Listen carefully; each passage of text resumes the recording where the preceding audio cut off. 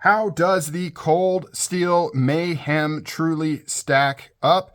Welcome to Edge Mindset. Carter here. We are going to be doing a full review on this ridiculous behemoth of a knife here, the cold steel Meyhem. I've had this for a little while now. I have carried it, believe it or not, a couple times here or there and had a lot of fun with it. So we are going to be talking about it top to bottom. And to help us do that, as always, we're going to follow this little card right here to make sure that I go through everything that we need to cover on this knife. Let's start at the top. Design, what do we have here? It's a giant knife. It's a giant knife from Cold Steel, scimitar type blade, nice recurve, flat ground, pretty dang thick behind the edge, but who cares? When you have this amount of mass behind that blade, you can cut through just about anything if you give it enough force. And that's what this knife is all about, using as much force as possible to get through whatever material you need to get through. Blade thickness is interesting. It is quite thick, but because it's such a big blade, it doesn't seem that thick. Like when you turn it, it actually surprises you. At least it surprises me. You expect it to be thicker, but rest assured, this is some thick stock right here. Anyways, back to the blade. Scimitar style blade. You got a clip point up here. You got this kind of curve up there. You've got some tactical notches going on here that serve absolutely no purpose, but they're there. So deal with it, I guess. One of the things that bugged me about the blade of this is kind of what's happening here. It seems off, right? When we're talking about design of this knife, for the most part, I'm with it. I like the curve of this handle here. Ergonomics are pretty dang good. You've got these choils right here that you can fit into, just like most cold steel knives. Cold steel knives. You can grip it multiple ways. You can choke up. You can come back. You can come all the way back. You can put your little finger right here and throw it like a tomahawk. Whatever it is that you want to do. No, actually, this is for the pinky when you hold it like this. So despite it being ridiculous, Cold Steel does put some thought into the handle design, how you grip the thing, how you use the thing. But up here, I don't know what's going on up here. From a design standpoint, that's the only thing that bugs me. Not only these kind of arbitrary notches that I guess are just there for visuals. I don't see any other use for those. This kind of weird curve, and then it kind of doesn't quite go straight and connects into here. It's just kind of off. It's possible that that was done just to make the dang thing work. This Atlas lock takes up quite a bit of space, and you kind of have to build the knife around it, it seems. So maybe that's why, or maybe it was just weird design choices. But there is some weirdness going on outside of that. You've got a very angular handle, and then you've got more curvy organic on the blade. Kind of creates a contrast thing. You may like that, you may not like that. It is a little something. I mentioned this in my unboxing. This knife originally bugged the crap out of me. I thought it was the ugliest thing ever. I'm like, I am never going to buy this, ever. This is the ugliest knife that Cold Steel's ever done. And it's kind of grown on me. Still ugly, but it has kind of grown on me. Okay, design, usability. You can get to the thumb studs. It opens up fine. You can get to this Atlas lock. This knife is so huge. You have no issues getting to this Atlas lock. I think this was a very good choice for this knife.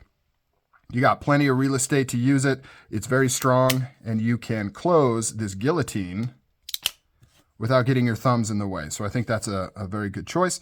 By the way, this Atlas lock really breaks in nice.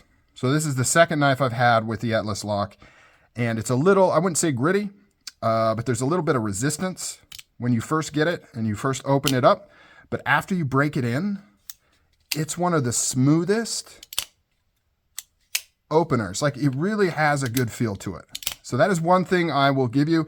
No practical application of what I'm talking about. It has a really unique feel to it and unique sound to it when it locks. I kind of like it, especially on my Cold Steel Engage. That thing is like so buttery smooth when you open and close and manipulate that lock. It's really, really nice. But anyways, I digress. So other than that, design-wise, we can do color choices.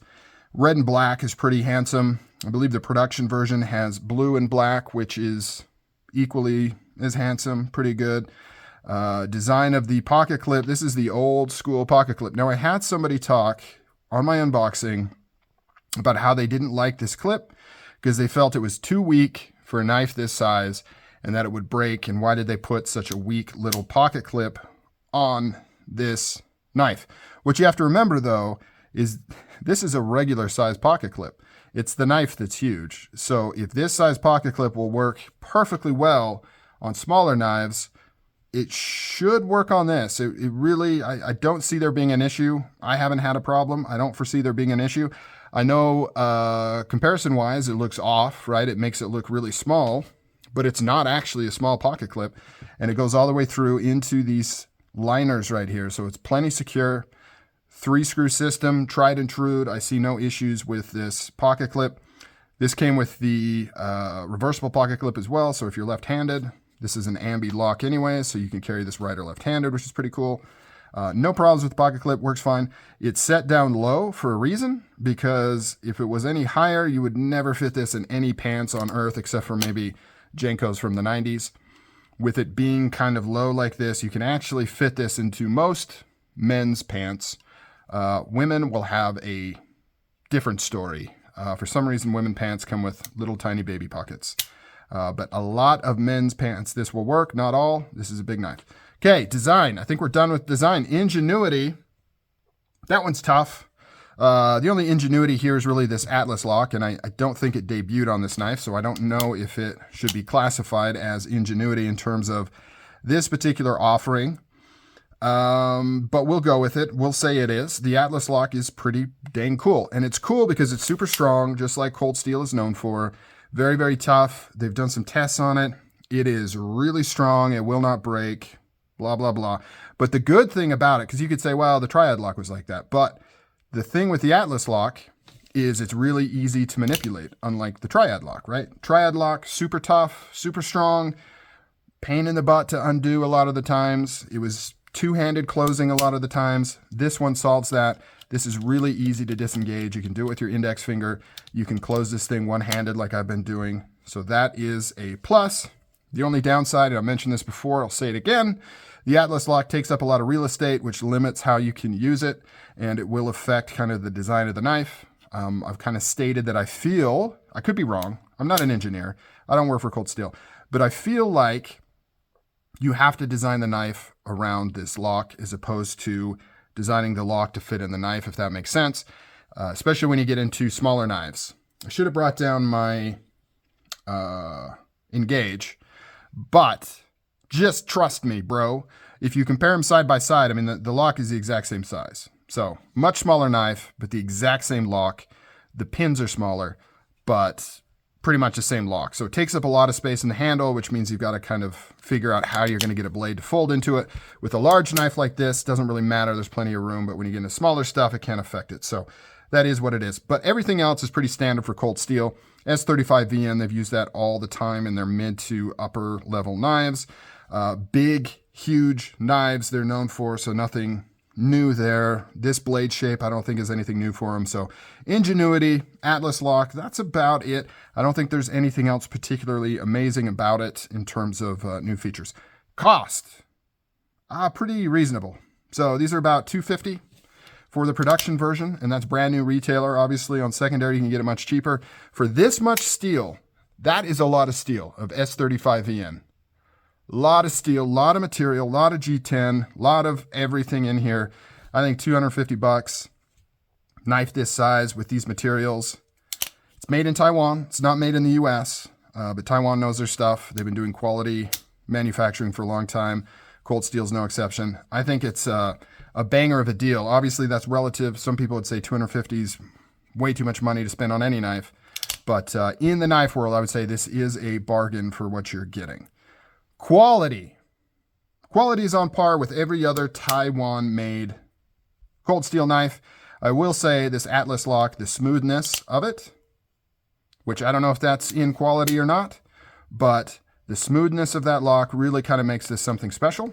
If this was a Triad lock, I don't know if I'd end up keeping it. It could be something that I would possibly sell because a knife this big, having to close it with two hands, or doing the, the roulette with trying to catch it on the choil there with one thumb closing on the Triad lock. But this Axis lock kind of makes this thing sing. So, or not the Axis lock, the Atlas lock makes this thing kind of sing and work really, really well. I keep harping on the Atlas lock, but that's kind of the main thing here. I hope to see more large knives from Cold Steel using this lock because it really, really works well in these large knives. So, quality, is that what we're on? Quality? Yeah, we're on quality. Everything else is on par. G10's nice, medium texture. The liners and the back spacer are all completely flush. If we can kind of see that a little bit, I don't know if you can, doesn't want to focus. Everything is really nice. I will say that it is missing a little bit of finishing on it. Up here, really sharp edges. This is basically non-chamfered. It's not going to cut you, but it almost feels like it could if you slide on it fast enough. That's really the only thing that kind of bugs me is up here on this spine. This is not finished. It's not smoothed out. It is up here. This is all nice. Everything else is good. The Atlas lock is reasonably comfortable. This could use a little bit of chamfering around it to make it a little more comfortable. It does kind of hurt your little index finger if you play with it too much. Insert joke there. Everything else is pretty dang good. It's nice and centered, super smooth. There's no detent to talk about. Well, I mean, there is a detent, but it's the Atlas lock here. I mean, there's no detent ball, so there's no play or anything in the closed position. Quality is on par with Cold Steel knives. A lot of people have talked about since they were purchased from, I forget the company that bought them, a Chinese company purchased Cold Steel, in case you didn't know. People have said that quality has dipped. I don't see that in any of the ones I've purchased since they were acquired. It all seems the exact same Cold Steel quality that they've always been known for. Now, let's get on to specs. Let's do specs last because nobody cares about specs. You can look them up. This thing weighs a good pound. 13.1 ounces. It's a beast, but I don't think you expected anything less from this Cold Steel knife. It's pretty obvious it's huge. Like, I don't think anybody's buying this knife and then they're going to be like, you know what? I got to get rid of it. It's bigger than I expected. I don't think that's going to be the case. Blade length, 6 inches. Overall length, 13.5. Cutting length, 5.5 inches almost. This thing's a beast. It is a monster on wheels. It is so cool. I would highly recommend it. Even if you don't really like Cold Steels, I would buy it just for fun, just for giggles. If there was only one Cold Steel that you ever buy, I would recommend this one or maybe the XL Espada, just for the novelty of it. This one's more fun to play with. The XL Espada is bigger and looks a little better, I think. But I don't know. Something about this, it's really grown on me. I actually kind of like it now. It's weird. All right, guys, let me know down below. What do you think? What do you think of the Cold Steel Mayhem? Is it trash? Is it cool? Would you ever own one? Would you pick one up used for maybe like $200, $175? Dude, I totally would. Like, I would totally recommend getting this on the secondary market if you see one pop up. Totally worth it. All right, guys. Catch you later. I'm out.